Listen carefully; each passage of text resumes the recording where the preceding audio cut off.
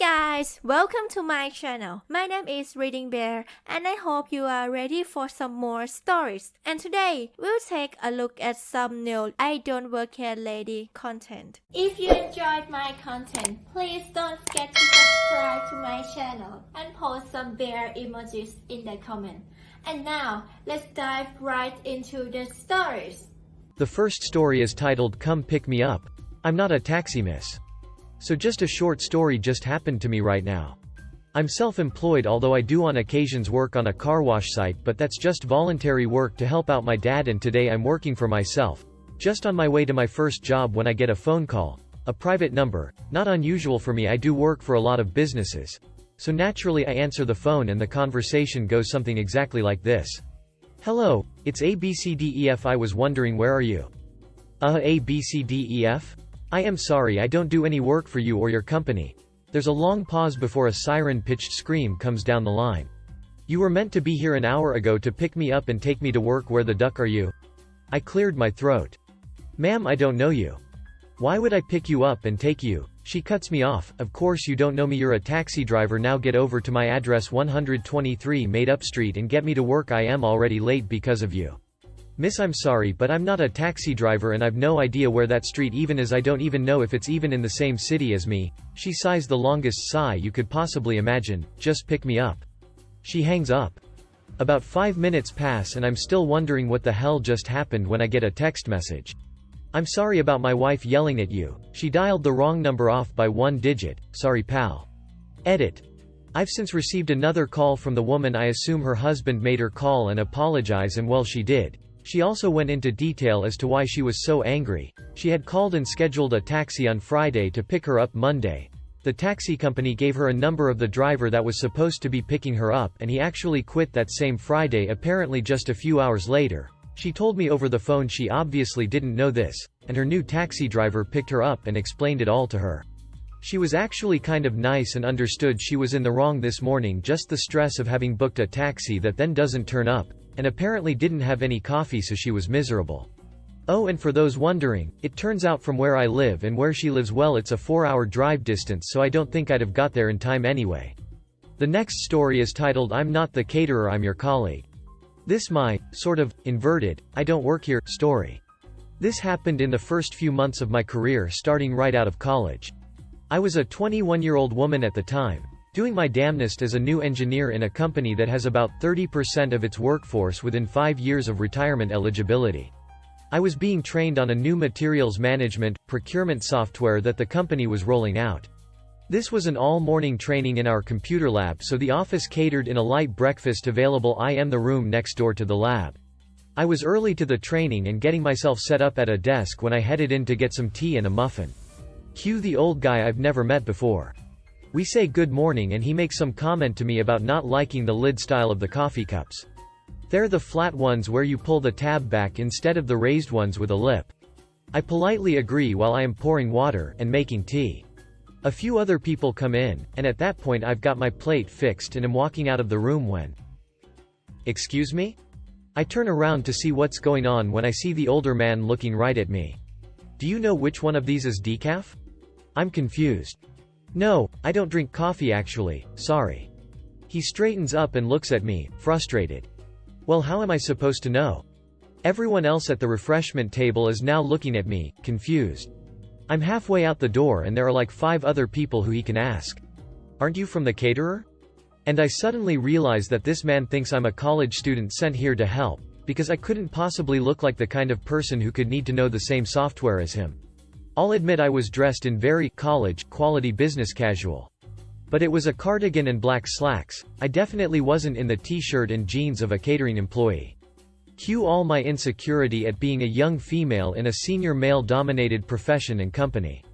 I respond, no, I'm actually here for the same training as you. He looks at me, somewhat surprised. Oh, he said. No apology, no laughter, no introduction. Nothing. I left the room, settled into my training, and never saw that man again in the 8 years I built my career there. The next story is titled He Thought I Worked There, I Thought He Was Disabled. I work in construction, and sometimes I don't change on my commute home.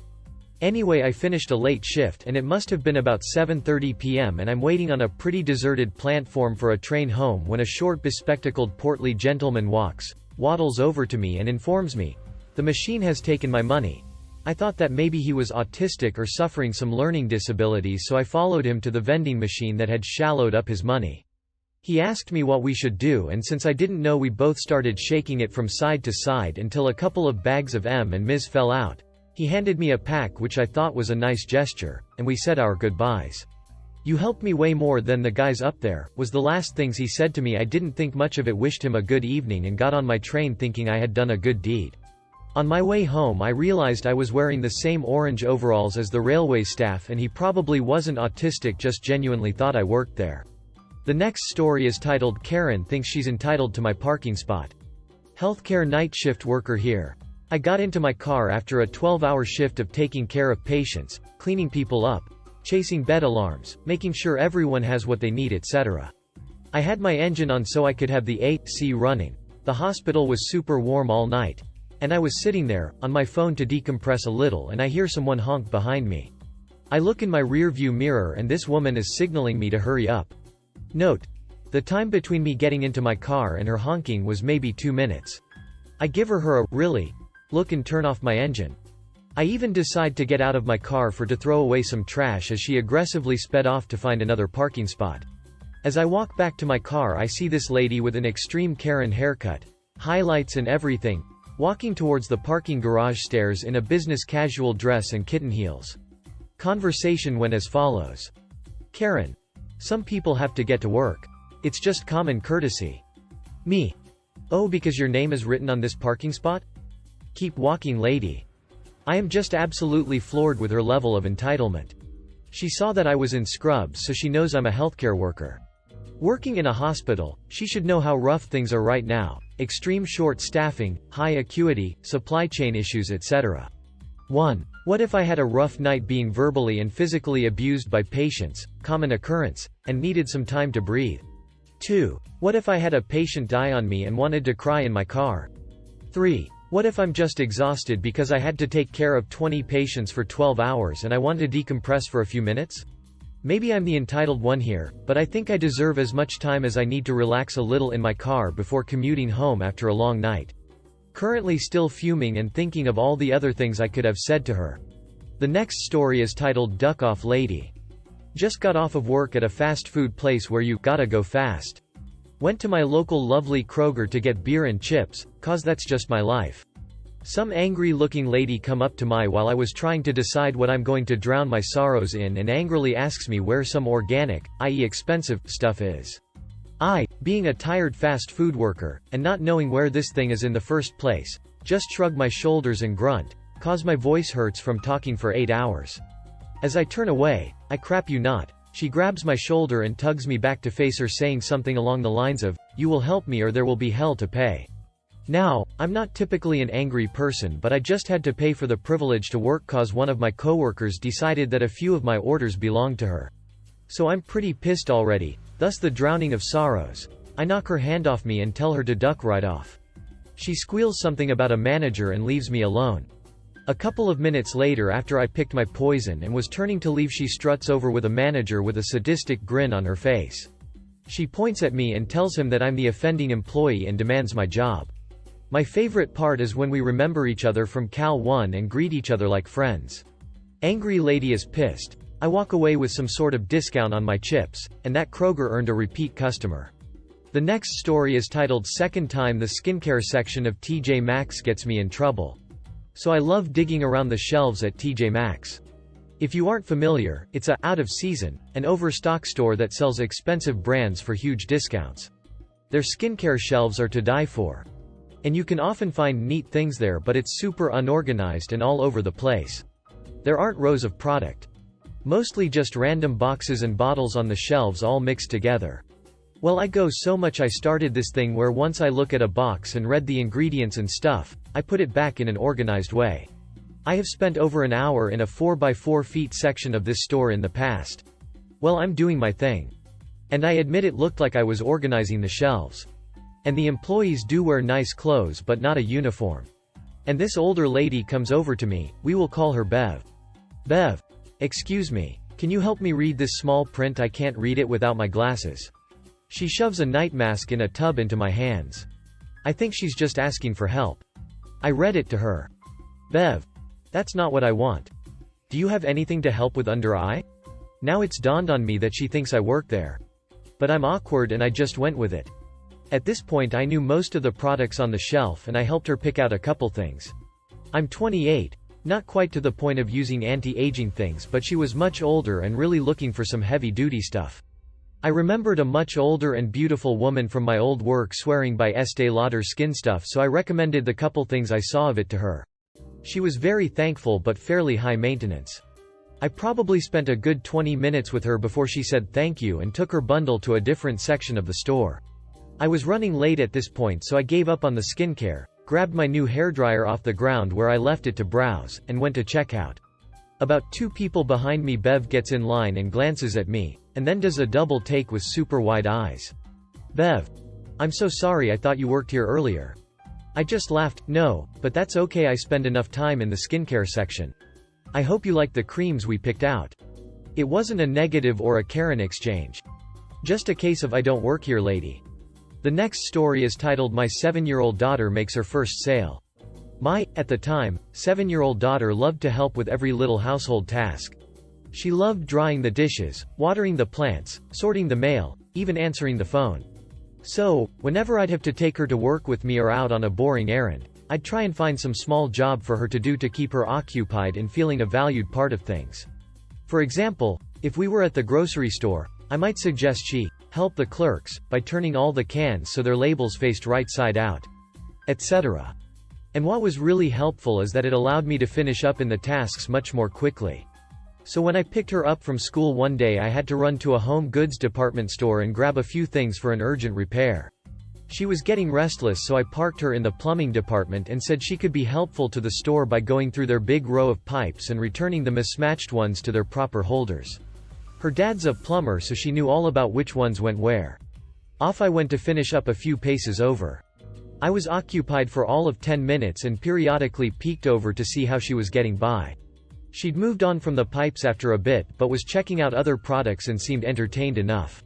So I take a couple minutes more and all of a sudden I hear, "Associate to aisle 14 please. We need an associate in aisle 14, in a young, chipper, 7-year-old voice. I dash back to the plumbing section and she's nowhere to be found. Then I hear, "It seems we have a birthday in the store.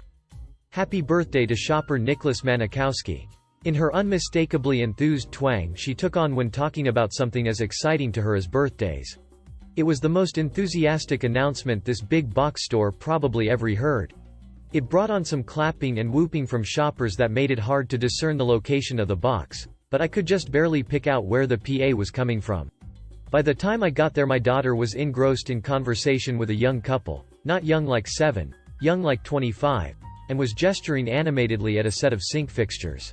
I thought maybe she was asking them for directions to where I might be shopping or something, but instead I hear, "Oh yeah, you'll want the chrome extender.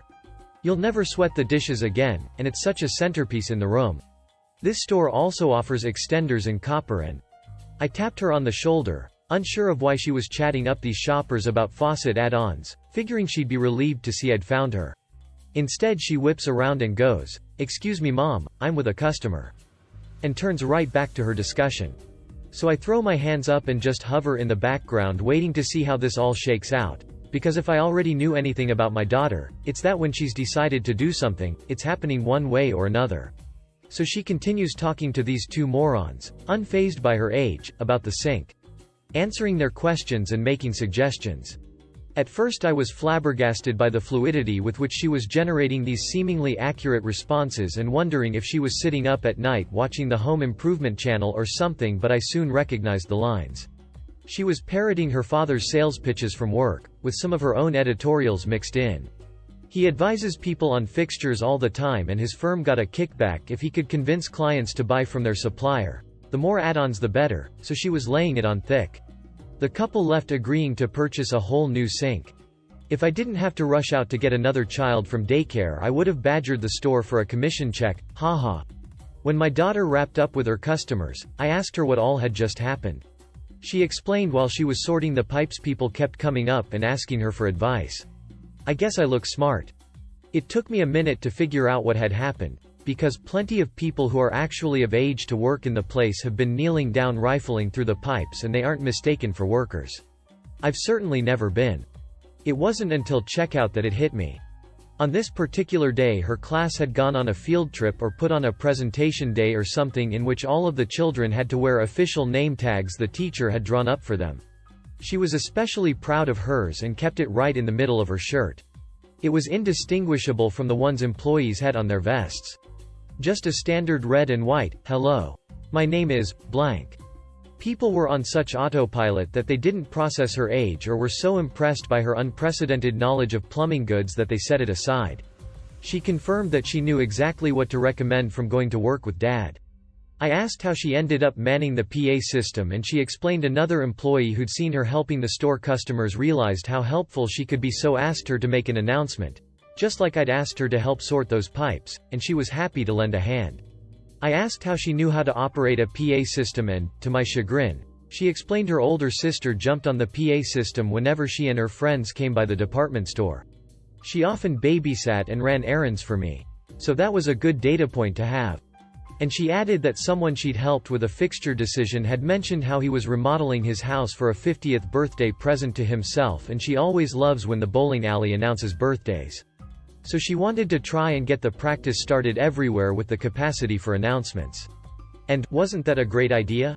So, she most certainly did not work there, but she was just as helpful as those who did, and I guarantee she had twice as much fun.